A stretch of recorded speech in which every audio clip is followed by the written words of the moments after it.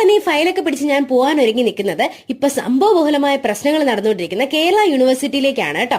ഞാൻ ഒറ്റയ്ക്കല്ല, എന്റെ കൂടെ ഡെവീനെ ഉണ്ടായിരുന്നു. ഞങ്ങൾക്ക് രണ്ടുപേർക്ക് മൈഗ്രേഷൻ സർട്ടിഫിക്കറ്റ് വാങ്ങിക്കാനുണ്ടായിരുന്നു. വളരെ ഉത്തരവാദിത്ത ബോധമുള്ള കുട്ടികളായതുകൊണ്ട് തന്നെ കോളേജ് കഴിഞ്ഞ് ഒരു വർഷം കഴിഞ്ഞാണ് ഇങ്ങനെ ഒരു സർട്ടിഫിക്കറ്റ് വാങ്ങിക്കണമല്ലോ എന്ന് ഞങ്ങൾ ഓർക്കുന്നത്. ഞങ്ങളുടെ ഭാഗ്യം കൊണ്ട് തന്നെ ഞങ്ങൾ പോയ ദിവസം ഭയങ്കര തിരക്കുമായിരുന്നു. യൂണിവേഴ്സിറ്റിയിൽ നിന്ന് ഇറങ്ങി അടിപൊളി ഓറഞ്ച് സർബത്തൊക്കെ കുടിച്ചിട്ട് ഞാനും ഡെവീനെ നേരെ പോയത് ഞങ്ങളുടെ കോളേജിലേക്കായിരുന്നു കേട്ടോ. കുറെ നാളിന് ശേഷമാണ് ഞങ്ങൾ രണ്ടുപേരും ഒരുമിച്ച് ഇങ്ങനെ കോളേജിലേക്ക് പോകുന്നത്. ഞങ്ങൾക്ക് കുറച്ച് റിക്വസ്റ്റ് ലെറ്റർ എഴുതാനും അതുപോലെ ഫോംസ് ഒക്കെ ഫില്ല് ചെയ്യാനും ഉണ്ടായിരുന്നു.